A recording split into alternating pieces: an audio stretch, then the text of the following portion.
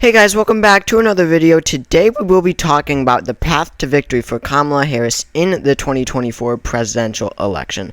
This means the easiest way that she could get to the minimum 270 electoral votes, which is how much you need to win the presidency.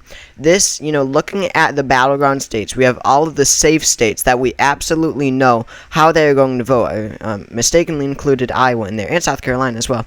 But after these safe states, these are the more competitive states. Some are much more competitive than others, but this is how Kamala Harris her easiest way, I should say, to get to 270, because of course you need to get to 270 electoral votes. Each state has different number of electoral votes. So, how is she going to most easily get there? Because she shouldn't go for Kansas. It's a red state with only 6 electoral votes.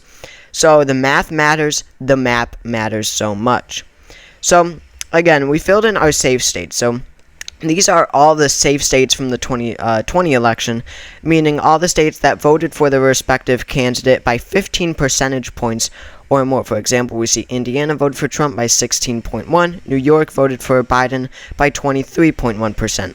So those are all the safe states. Now, we do have quite a few states that are pretty uncompetitive, but they weren't quite safe, right? That's like Kansas, which was almost a 15% margin, Nebraska's 1st District, which was a 14.9% margin, just under 15, South Carolina, which was 11.7, Colorado, Biden plus 13, even New Mexico, Biden plus 10. So we can, we definitely know how these states are going to vote. Kansas, Nebraska's 1st District, Nebraska at large, South Carolina, and I think that's all those that I mentioned before. And then on the Democratic side, the very uncompetitive ones, you have Colorado. That's basically it for right now. We will get to all the others very soon. So that, after all of those safe or near safe states, that puts Kamala Harris and Tim Walz at 191 electoral votes, Donald Trump and J.D. Vance at 162. Again, 270 are needed to win. So they're a bit closer, but there's still lots of work to be done for them. I actually didn't even realize, but I did include Texas. I definitely won't include that. So the Republicans are all the way down at 122. Sorry, I made this map, I guess, too quick and hastily.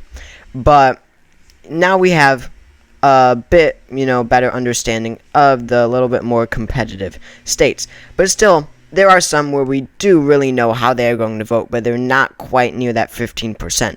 For example, in Iowa, Donald Trump won in 2020 by 8.2%. In Ohio, he won by 8%. Considering that the election, I think the popular vote will be quite stagnant compared to 2020, meaning Kamala Harris will almost or exactly match Biden's 2020 numbers. I believe that Iowa and Ohio would both stay in the Republican column pretty easily, as well as Maine's 2nd District, which voted for Trump by 8% back in 2020. On the Democratic side now, I think that Kamala Harris will be able to easily take Maine. And this is where we enter these series of blue states that have similar margins for Biden in 2020, but they were looking very competitive when Joe Biden was the nominee. For example, in Minnesota, Joe Biden won by 7 back in 2020. Well, the average of polls had Donald Trump ahead in Minnesota. Virginia, which voted for Biden by 10, the average of polls had Trump ahead in Virginia, doing 10% better than 2020. New Hampshire, Trump was ahead in many of the polls. A poll showed Trump ahead in New Jersey. In New Mexico, it was looking very, very close. But what Kamala Harris has been able to do is really build this enthusiasm, or, I should say, close up that enthusiasm gap that was between Joe Biden, the Democrats, and the Republicans back when Joe Biden was in the race. Republicans were far more enthusiastic for Donald Trump than Democrats were for Joe Biden. And somehow, Kamala Harris has been able to really excite the Democratic base, and all polls, really all new polls, show that Democrats are now more enthusiastic about Kamala Harris than Republicans are about Trump, so the roles have been reversed. So ultimately, what that has been able to do is Kamala Harris has now been able to really lock down and capture these very Democratic states. They're not, I shouldn't say very, these pretty Democratic states, for lack of a better term. So I don't see Minnesota, New Mexico, Virginia, New Hampshire, or Maine in the end being all that competitive, and that really propels the ticket towards 270. Now, on the Republican side, we do have a couple states that are kind of trending towards the right, and I forgot Alaska. Alaska, of course, is thrown in there. But those two states are huge. That's Texas and Florida. Looking at the 2020 margins, we see that Texas went to Trump by 5.6%. Florida voted for Trump by 3.4%. Now, Florida is trending heavily towards the right. Some polls are indicating that it could be close, but in the end, I once again think, just like 2020, that the polls here will be underestimating Donald Trump. Now, as for Texas, Democrats have been making gains in, the past few, 10 years or so, you could say. But in these most recent years, they kind of have had setbacks with Latino voters turning on Democrats and turning towards Republicans. So Texas and Florida, in the end, I doubt they will be that competitive. So what that does, and actually before we even get to these last 7 states, I do want to throw one more into the Kamala Harris column. She's looking great in suburbs. Nebraska's 2nd district is all suburbs. Joe Biden won it by 6.6. Kamala Harris is looking good. And of course, we will be looking at polling here. Oops, that's for another video. Of course, we will be looking at polling here in each of these remaining states, but just for the states where we generally know how they are going to vote, who they're going to go towards, I did not think it was necessary to pull up polling. But what that does is it leaves us with our 7 critical battleground states in 2024. And no, I don't think Kamala Harris or Donald Trump can expand beyond this map. This still will be a close election. It is not going to be a landslide for either candidate. That I can guarantee you. I really can't guarantee you who will win right now. I think that Kamala Harris is favored. However, it still is a close race, and that's why I know the map will not expand beyond these toss-up battleground states. So the question becomes, what series of these states will most easily give Kamala Harris 270 electoral votes? Well, I think that first off, you have Michigan, and that's the most obvious. Out of these 7 states, Michigan voted for Joe Biden by the most in 2020. He won it by 2.8%. When you look at the past elections in Michigan, time and time again, it has proven to be a state that leans Democrat. I mean, yes, it's a battleground state, and you have these 7 battleground states. It voted for Trump in 2016, but it was the narrowest of any state in the nation for Donald Trump that voted for Donald Trump. But in 2020, and since then, it has proven time and time again that it's a state that does lean Democrat. I mean, it is clear that there are more Democrats than Republicans in the state of Michigan. When you look at some of these margins, you've got Wisconsin, which is a 0.6% margin for Biden. Georgia, 0.2%. Arizona, 0.3%. These are razor thin. These are like 50-50. When you round it, it's 50-50. Or 49-49, right, in Arizona. When you round 49-49 in Georgia. These are razor thin margins. It's just about 50-50. But Michigan, there is a why am I forgetting this word? Substantial. There's a substantial lead for Joe Biden in the state of Michigan when he won it in 2020. 2.8% is not nothing. That is what I'm trying to say. In 2022, it was most obvious. Gretchen Whitmer, the governor, won re-election by 10 points. It was an insane win. So it is more Democrat than Republican. And you look at polling, she is fine in Michigan. She really is. I don't think she needs to make that much of a play for it. I really think that it's in her column. 3.4% polls are estimating that she outperforms Joe Biden in 2020 in the state of Michigan. So I do think if she's going to get to 270, that would absolutely be her path to victory. So you've got Wisconsin, Pennsylvania, the Rust Belt states, and then you've got the Sun Belt. Now, you might notice at the end of this video, I think it's her Rust Belt that will give her victory. Just because the Sun Belt, it's much more risky. The Rust Belt has Democratic roots. The Rust Belt has major Democratic roots. When you look back in history, let's just take a look. In a more general term, of course, Donald Trump broke that blue wall in 2016 by winning these states. But when you look before that, 2012, all 3 go to Obama. 2008, all 3 go to Obama.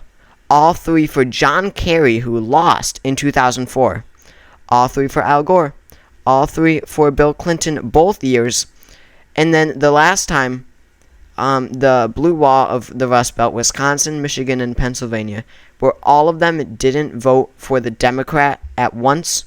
It was 1988 during the Republican landslide. George H.W. Bush won 426 electoral votes.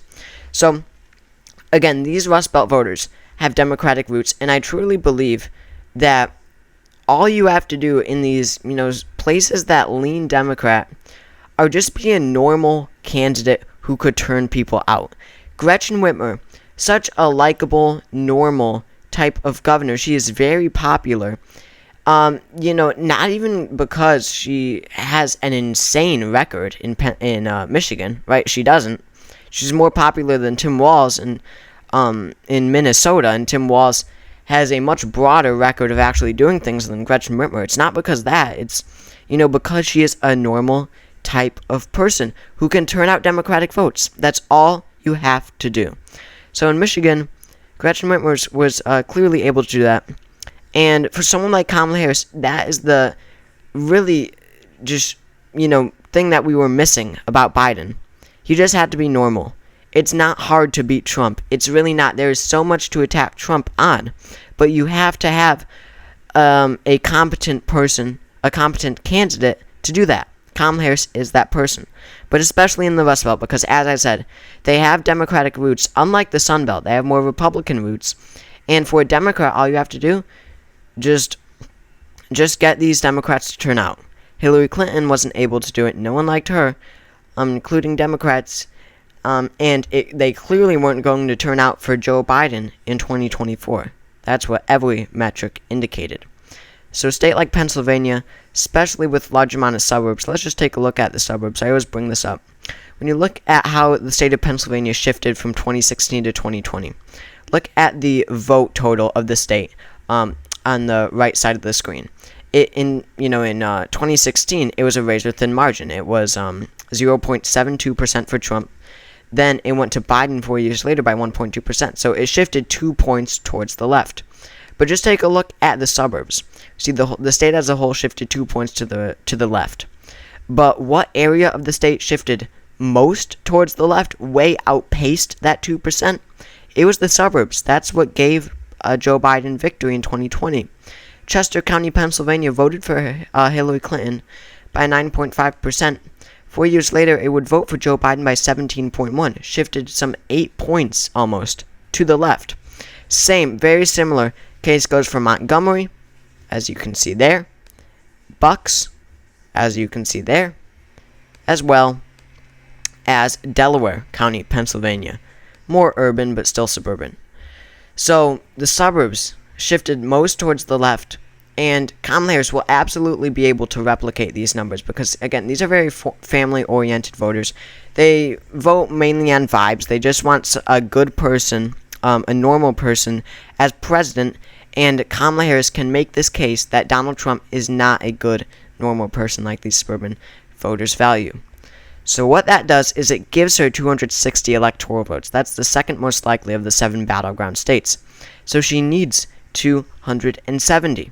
Now, going on the Republican side, I don't think she should target North Carolina. North Carolina, out of these 7 states, was the only one to go to Donald Trump in 2020. It is by far the most Republican. Now, polls are saying that she will win. They don't even have a average here. But again, some polls are saying that she will win the state of North Carolina. But they also said that Joe Biden would win the state of North Carolina by 1.8% on Election Day, and that did not happen. So North Carolina, I don't think she should aim for. And, the other one that I don't think she should really aim for, of course, is going to be Biden's state, that being the state of Georgia. It was the narrowest in terms of percentage of all the 2020 states that voted for Joe Biden. I mean, of any state, actually, percentage-wise, Georgia was the closest. So Georgia has deep Republican roots, and Kamala Harris can try to replicate the African-American turnout for Joe Biden that occurred in the state of Georgia in 2020. And I believe she can do that. But where she will lack is the more centrist, independent, maybe Republicans, but, more traditional Republicans who turned out for Joe Biden in 2020, but won't in 2024. There are a sizable amount of those people in Arizona and Georgia, particularly. Of course, in Arizona, you have the John McCain-type Republicans. These more traditional Republicans who hate Trump, who will never vote for Trump, but they view Kamala Harris as too right-wing. Joe Biden is a very moderate type of guy. He was easily able to win those voters. He was extremely moderate, especially in 2020. He said nothing would fundamentally change, so that allowed him to capture these Republicans and independents who are more traditional conservatives, but really hated Donald Trump. So Georgia goes to Donald Trump, I believe. I don't think that Kamala Harris should aim for Georgia when she really doesn't need it in her path to victory. Now, her easiest path to victory, you might see, she's at 260, she needs 10 more. So you've got Wisconsin, Arizona. One of those would give her victory. But Nevada, you don't even need. So, if you're putting time, resources, and money into your path to victory, if you're only focusing on winning your smallest path to victory, then you don't want to divert resources to a state that won't matter anyway, which is Nevada. Even if you win Nevada, you won't win the election. You have to have one of the other two, and then you won't even need Nevada at that point. So that, of course, we can put in Donald Trump's column. So that comes down to Wisconsin and Arizona. One that would give her her victory, 270 electoral votes. So looking at the 2020 margins in these states, Wisconsin voted for Biden by 0.6, Arizona 0.3. So Wisconsin was a bit more Democratic. In 2016, Arizona voted for Trump by 3.5, Wisconsin 0.7. So Wisconsin is a bit more Democratic. So what I'm saying here is, again, I'm bringing back the Democratic roots. Look at Wisconsin now. You might notice when we went to 1988, Michigan and Pennsylvania went to George Bush, but the one state in the Rust Belt Blue Wall that didn't was Wisconsin. Wisconsin, somehow, a Trump state in 2016, was one of the very few states in the nation that voted for Michael Dukakis. The last time they went Republican, of course, was in the landslide of 1984. But the state of Wisconsin has deep Democratic a deep Democratic history, very deep Democratic roots. I believe that looking at the margins, this is just simple math here. Even if the polls are overestimating her, she is still doing much better in Wisconsin. She's leading in Wisconsin polls by 3.5%. That is substantial. She's leading in Arizona polls by 0.7. Everything adds up here. Everything adds up to Wisconsin being more likely to go to Kamala Harris than Arizona. So this was the case for Joe Biden. His path to victory was Wisconsin, Michigan, and Pennsylvania. And even though Kamala Harris is a dramatically different candidate, being able to now energize the Democratic base, being a woman of color, energizing minority turnout as well as female turnout, she still has the same exact path to victory. The Sun Belt is too risky, and the Rust Belt, you kind of know what you're getting. If you put a lot of money into these states, you kind of know what you're getting. Now, obviously, are you going to put all of your money into these three states? No, because you could very well lose one, and then that means you don't even have a chance of winning any other of the battleground states. So, of course, she's not just going to focus on these three states. So, this is her path to victory: Wisconsin, Michigan, Pennsylvania, as well as all the other Democratic states. So, thank you all for watching this video. If you enjoyed, make sure to subscribe down below. We're trying to get to 10,000 subscribers before Election Day, and we're moving so fast. So, if you could help me out and help me get there to 10,000, that would be so great. So, again, thank you all for watching, and I will see you all for the next video.